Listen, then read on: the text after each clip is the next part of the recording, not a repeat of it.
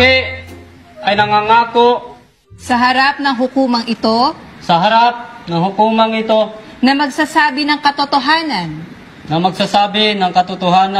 at pawang katotohanan lamang sa kahirapan at sa kaginhawaan, sa kasiyahan at sa kalungkutan hanggang sa maghiwalayan tayo ng kamatayan.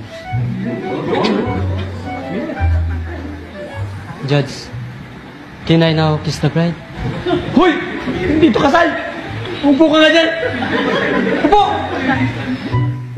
Jacque, ayon sa 5 taong gulang na saksi na si Michelle, ay nakarinig siya ng sunod-sunod na sigaw. At pagkatapos ay nakita kanya na malapit sa walang malay na si Alfajor, na may dugo sa iyong kamao. Tama ba to?